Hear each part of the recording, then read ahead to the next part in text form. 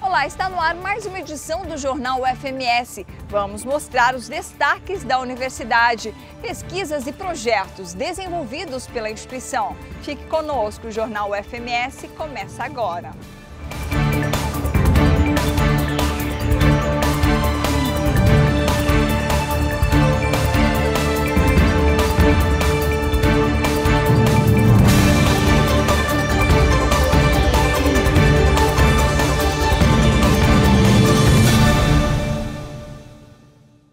Você conhece Construção de Taipa? Um grupo de pesquisa da UFMS desenvolve projeto com esse tipo de construção.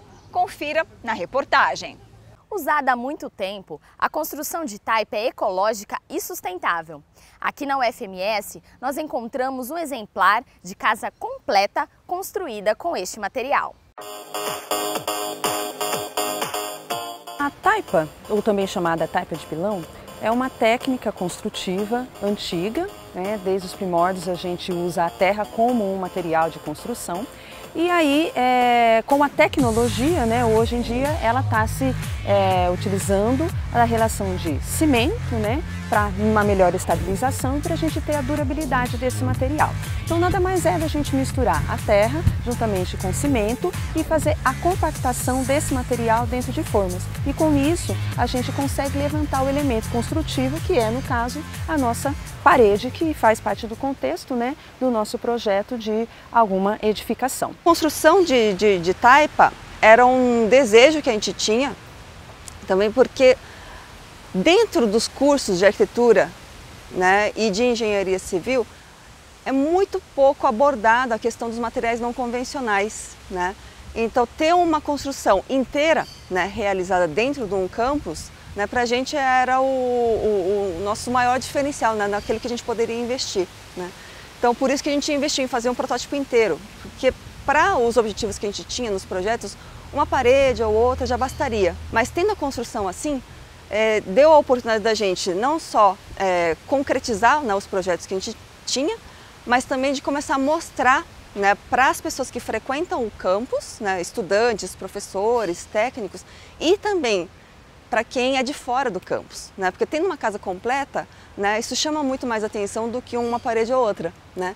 Então agora as pessoas têm a oportunidade de vir aqui e ver uma casa toda feita em terra, né, e como é que isso ficaria, né, implantado em outro ambiente. O nosso foco é a habitação rural, né, com a construção dessa casa, porque a ideia é usar o material mais abundante que a gente tem na natureza, que é terra, né, misturado com alguns outros materiais industrializados e ter lá a boa parte da sua casa pronta. Esse sistema, ele tem uma grande vantagem, que é em relação à parte do conforto, né, do usuário. Então ela tem a relação importante, que é a massa térmica que ela consegue devido ao quê? Devido às partículas, né, compactadas dentro desse sistema, que é o solo, de absorver o calor, né, e manter esse calor, né, de uma certa maneira devagarzinho entrando dentro do nosso sistema. Então toda vez, né, que uma pessoa entra dentro de uma casa, né, de taipa, né, de uma edificação de taipa, ela acaba se sentindo, né, melhor termicamente, né, então ela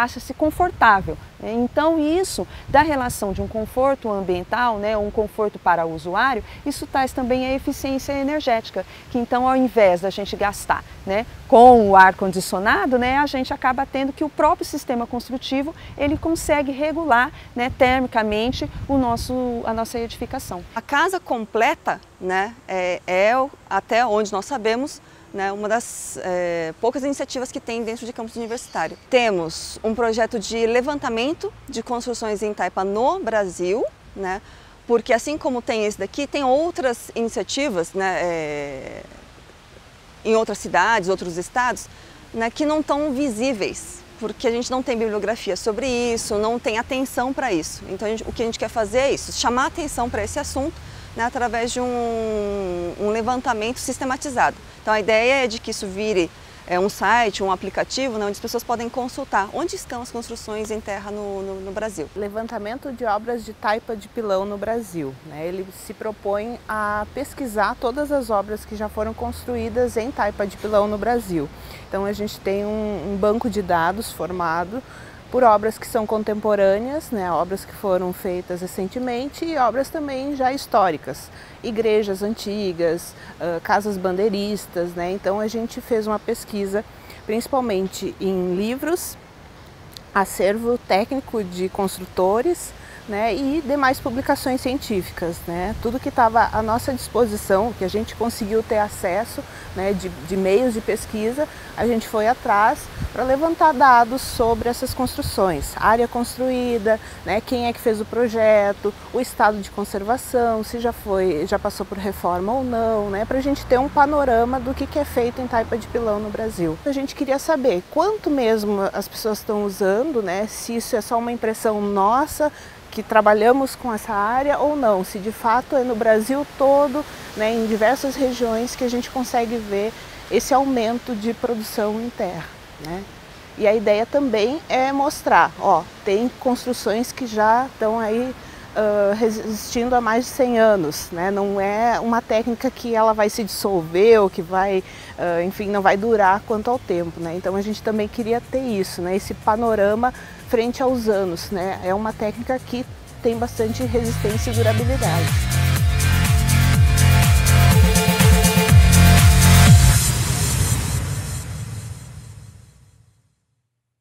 Fóssil descoberto em Corumbá é a prova científica da evolução humana. Eu conversei com um pesquisador alemão que descobriu a corumbela em 1980. O nome é corumbela, homenagem à Bela Corumbá.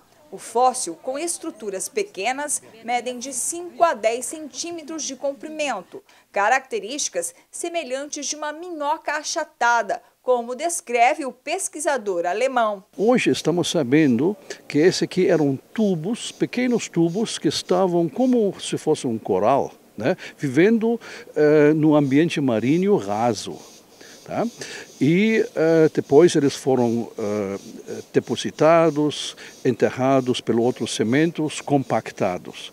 Mas o grande lance dessas amostras é o seguinte: nós sabemos hoje eles têm uma idade muito grande, né? Eles têm mais do que 500 milhões de anos, exatamente 553 milhões de anos. São os primeiros seres multicelulares, então não bactérias, multicelulares, que construíram um pequeno tubo para se proteger. Então esse aqui praticamente o início da vida multicelular preservada. O fóssil da corumbela foi descoberto em 1980 pelo professor aposentado da UNB, hoje pesquisador visitante da UFMS. Ele descreve as condições do local onde a rocha com fóssil foi encontrada. E ainda, curiosidade de Corumbá, já foi ambiente marinho. Toda aquela região, Mato Grosso, não só Corumbá, estava embaixo do mar, né? E litoral, né? Um litoral, água rasa, e normalmente nesse ambiente você tem uma vida, né, de pequenos organismos, né, que a gente sabe. Patrimônio geológico, o fóssil corumbela é uma descoberta inédita para a ciência. Faz parte da evolução da vida. Se a gente fosse colocar, né, uma régua assim, de toda a evolução de todos os animais, né, da Terra que existe hoje, então a corumbela vai estar lá no comecinho, né? Então a importância que nós temos, né? Então principalmente para a região, até a gente costuma brincar, então ó, a vida começou lá em Corumbá, né? O desenvolvimento da vida, por enquanto, né? O que a gente tem dessas descobertas. Então é muito importante mesmo a descoberta desse fóssil. Atenção, professores e acadêmicos! Já estão abertas as inscrições para a reunião anual da Sociedade Brasileira para o Progresso da Ciência, SBPC. Este ano, o evento científico será realizado na UFMS. A SBPC é o maior evento científico da América Latina. Este ano traz como tema a ciência e inovação nas fronteiras da bioeconomia, da diversidade e do desenvolvimento social, e será realizada de 21 a 27 de julho na Universidade Federal. A submissão de trabalhos vai até o dia 11 de março. Lembrando que a inscrição é de graça e dá direito ao certificado de participação geral. Mais informações no site da SBPC. O resultado do SISU foi divulgado e os aprovados fizeram a matrícula. E entre tantas pessoas, uma história se destaca. E quem nos conta é a repórter Tainá Oliveira. É dia de matrícula para quem foi aprovado na UFMS. Nesta fila, o pessoal vai se matricular nos cursos da Faculdade de Artes, Letras e Comunicação. O Ed é um deles. O jovem com deficiência auditiva escolheu o audiovisual, um dos novos cursos da universidade. Um pouco tímido, disse ser a primeira vez que veio até o UFMS e que o sonho dele é trabalhar com TV e cinema. Quem sabe um dia ser ator. Eu penso na faculdade para ser um profissional de cinema e TV. Aqui na UFMS é a primeira vez que eu venho conhecer. Eu penso em ser ator profissional no futuro e me desenvolver porque eu quero TV e cinema. Amo muito tudo isso. A irmã dele também entrou na Universidade Federal. Kathleen vai cursar Direito. Compartilha com o Edin o sentimento de alegria de passar no vestibular. Eu tô feliz por ele porque ele estava bem nervoso, né? De como se ele não conseguisse passar e tudo mais. Eu, assim, ainda estava de boa porque o curso que eu quero tem em outras faculdades. O curso que ele quer não tem em qualquer faculdade, né? Aí, então, eu tô feliz por ele. Ele acabou ficando mais empolgado que eu por ter passado até. Não são só os dois que estão felizes. A mãe está cheia de orgulho pela nova etapa dos filhos. A sensação é muito grande, uma emoção muito grande, principalmente o Ed, né, devido a ele ser surdo, ele ter conquistado, ter alcançado, chegar aqui. A gente passou por lutas muito grandes. Para nós é uma vitória, uma conquista muito grande dele. Em questão dos dois, nossa, é um orgulho para a gente, porque a gente acompanha eles desde pequeno, eles se esforçando no máximo, é o curso que eles vêm na cabeça e a gente acompanhando ali, eles estudando, se dedicando. E agradecer a todo mundo que participou com nós nessa etapa da vida deles. Agora que o Edin está na universidade, ele poderá contar com a DIAF, a Divisão de Acessibilidade e Ações Afirmativas da UFMS, que disponibiliza intérpretes de Libras para auxiliar acadêmicos surdos durante as aulas. A Divisão de Acessibilidade ela já conta com uma equipe de intérprete de Libras, isso por caso de alunos surdos que usam língua de sinais. Então, estamos preparados para receber pessoas que passaram no vestibular, que passaram no Enem agora e estão inserindo nos novos cursos.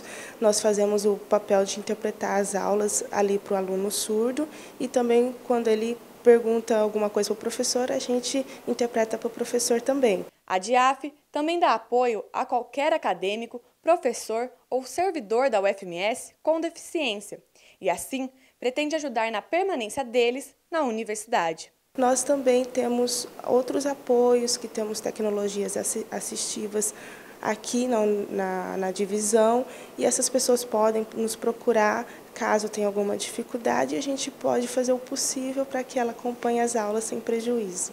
Referência em Mato Grosso do Sul, o herbário da UFMS conta com milhares de exemplares de plantas, um rico acervo que auxilia nas pesquisas.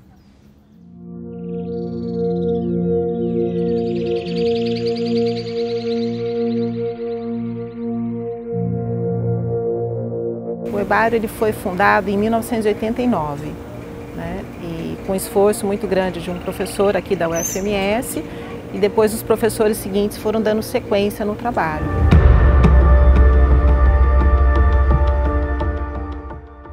Atualmente o herbário CGMS ele conta com 71 mil exemplares. Estes exemplares eles são oriundos de várias partes de Mato Grosso do Sul, o que confere à nossa coleção uma característica heterogênea. Tem plantas do cerrado, plantas de florestas estacionais, plantas do chaco, do pantanal, de veredas. A gente tem aqui amostrada a diversidade florística, a diversidade da flora do Mato Grosso do Sul. Vale lembrar que Mato Grosso do Sul é o estado brasileiro que tem o menor índice de coleta do Brasil. Então é muito comum nós coletarmos e a coleta ser uma novidade. É a primeira coleta feita para Mato Grosso do Sul, entendeu? Feita para o Brasil. É muito comum nas nossas pesquisas a gente relatar esse tipo de ocorrência. Então isso faz com que a gente consiga amostrar melhor a nossa flora, né? E consequentemente, conhecendo a nossa flora, a gente vai ter dados de plantas endêmicas, de plantas ameaçadas. É um estudo melhor da vegetação aqui do estado, que vai repercutir em decisões, tomada de decisões para a flora do Brasil, por exemplo. As plantas passam por um preparo especial antes de serem incluídas no acervo. Antes da planta chegar ao herbário, ela tem todo um processo de coleta, prensar, secar, anotar todos os dados de coleta do local da planta, a cor da flor, o tamanho da planta, se é uma árvore, se é herbácea. Esses dados todos vão para uma etiqueta, né, para um banco de dados que gera a etiqueta e que vai junto na cartolina quando cola a planta na cartolina. E assim ela vai ser guardada dentro dos armários especiais para herbário, né, que são de metal. O herbário é fundamental para pesquisadores e acadêmicos de diferentes áreas. O herbário é uma coleção que não é só um ajuntamento de plantas, não. Ele tem que servir para pesquisa. Por exemplo, aqui tem os veterinários que têm plantas tóxicas para o gado, tem o pessoal da fitoquímica, tem o pessoal de anatomia foliar, né, que vem e coleta pedaço da folha. Então, e também tem duplicatas, a gente faz mais que uma coleta de cada planta quando tem, com flor e fruto, senão não adianta, não pode colocar no herbário uma planta estéril, tem que ter flor e fruto, ou uma ou outra. E também serve para distribuição das espécies, né? Além de atender essa comunidade que precisa, né? Para fitoquímica, para planta tóxica, que o fazendeiro chama, por exemplo, o especialista, para ver o que o gado comeu, né? E por que morreu. Fica disponível tanto para as pesquisas realizadas na UFMS, como pesquisas realizadas fora da UFMS, porque nós fazemos doação e permuta de materiais para outras instituições. O herbário ele disponibiliza a coleção e é uma coleção bem grande, principalmente de leguminosas, que é uma família muito importante, né? A terceira maior família de angiospermas do mundo. É muito bem representada tanto no Chaco, quanto no Cerrado, quanto no Pantanal, são regiões daqui do Mato Grosso do Sul, por exemplo. E as pessoas coletam, trazem isso para o herbário e isso fica registrado no herbário. Ou seja, a gente tem acesso através desse banco de dados a várias informações que são utilizadas nesse tipo de estudo, como por exemplo no meu estudo, que é pautado justamente no banco de dados que é gerado através de várias pesquisas e armazenado dentro dos herbários. O acervo também pode ser consultado no herbário virtual. Como curadora, uma das minhas atribuições é a captação de recursos. Então, sempre que possível, a gente concorre e participa de editais para financiamento de pesquisa vinculada ao herbário.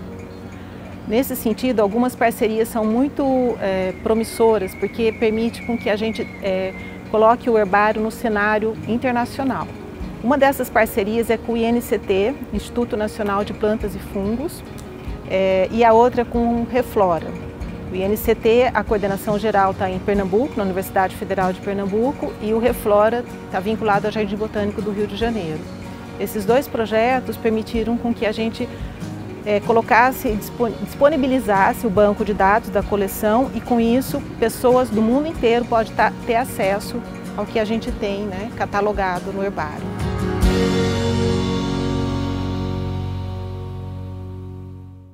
O Enem é uma das formas de ingresso para o ensino superior. Se você está de olho, pode fazer a inscrição para o cursinho Pro-Enem oferecido pela UFMS. Confira os detalhes. Este ano são oferecidas 210 vagas, sendo 60 para o período da tarde e 150 para o período da noite. As inscrições são gratuitas e devem ser feitas até o dia 12 de fevereiro pelo site proenem.ufms.br.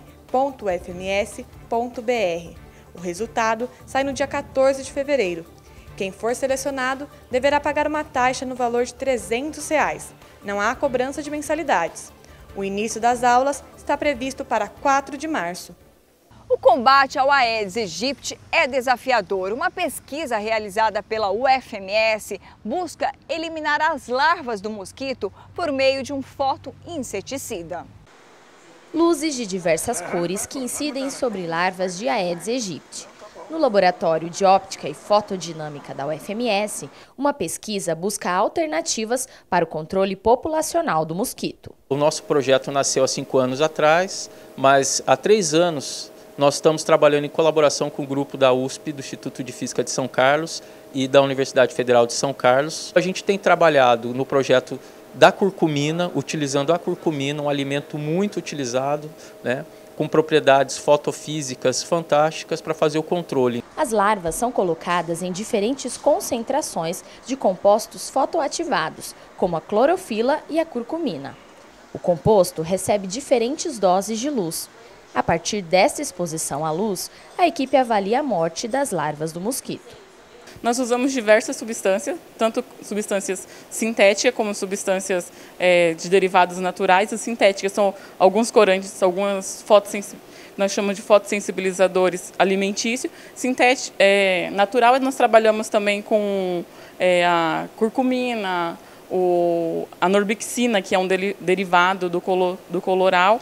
E esse processo, nós deixamos a substância em um tempo de contato com uma larva. Após esse período de contato, né, que precisa para a substância entrar ali no sistema da larva, né, daí nós jogamos luz. Esse processo da luz ocorre como se fosse uma oxidação da larva. Por quê? Quando a substância está lá, ela é fotoexcitada por essa luz e ela provoca a morte celular, porque ela reage com algumas espécies que tem no meio ali, e essa interação causa o dano no tecido celular da larva. É amplo o estudo que a gente faz, porque a gente tem que analisar a dose de energia que é aplicada, a concentração de cada um desses compostos. Então é uma faixa grande de concentração, porque a gente tem que achar uma concentração ótima, né, para ser aplicada.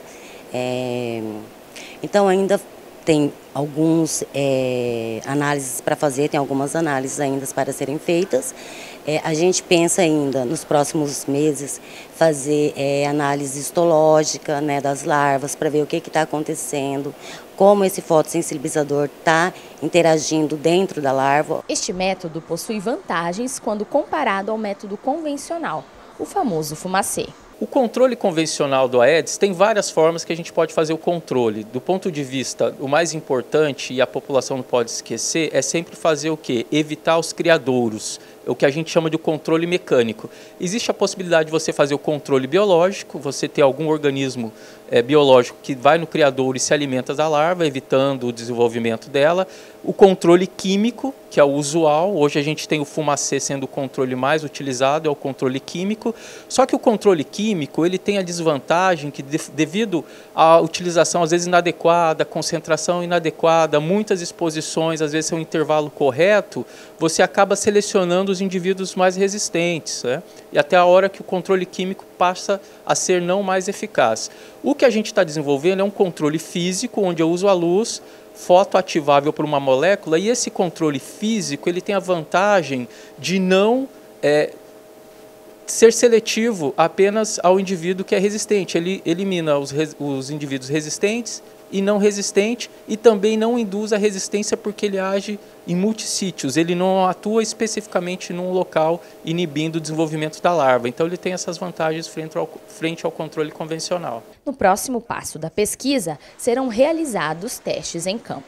Nós primeiro desenvolvemos um protocolo em laboratório para saber se funciona ou não funciona para controlar a população, e mais do que isso, para saber quais são os impactos desses compostos que a gente vai utilizar no ambiente como um todo. A gente não pode ser irresponsável de desenvolver um protocolo que vai controlar a população de larvas, mas vai ser nocivo para o ambiente. Então a gente fez também agora esses testes, demonstrando que os compostos que a gente tem utilizados podem ser utilizados de forma amigavelmente ao ambiente, porque a gente trabalha principalmente com moléculas que são derivados de alimentos, então por si só já tem uma toxicidade baixa, mas de fato nós fazemos testes no laboratório e desenvolvemos um protocolo. Agora nós estamos indo para uma fase que é ir para alguns testes em campo, e aí sim, em teste em campo nós vamos estar indo para ambientes mais reais, onde a gente vai poder avaliar se os protocolos desenvolvidos no laboratório podem ou vão funcionar de fato também no ambiente mais real. Você já ouviu falar em Tapembol?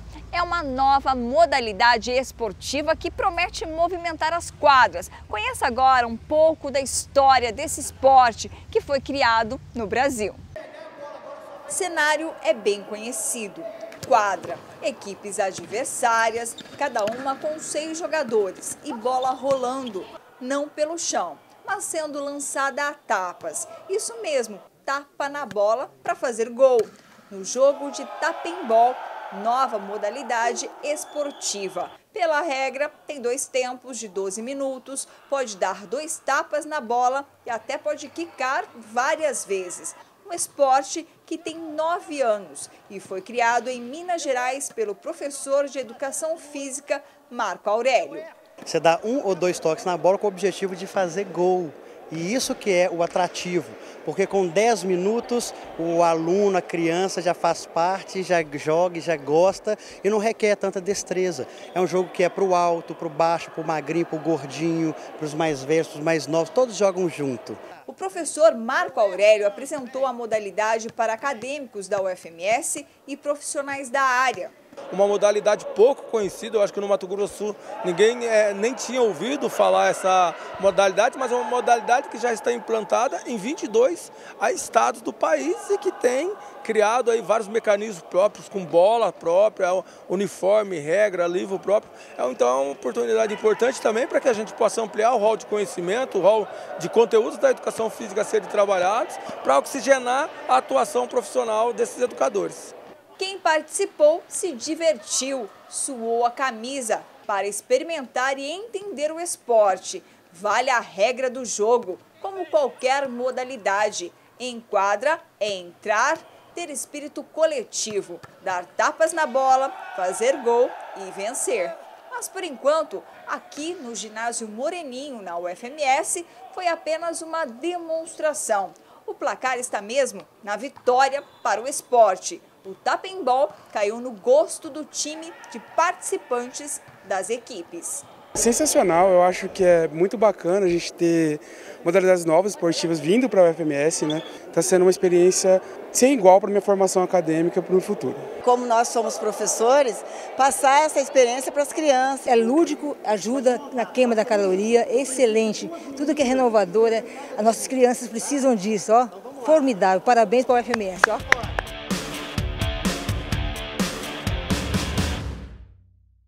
Esta edição do Jornal UFMS fica por aqui e você pode acompanhar a nossa programação na nossa página no Facebook e também no canal no YouTube. Até o próximo programa.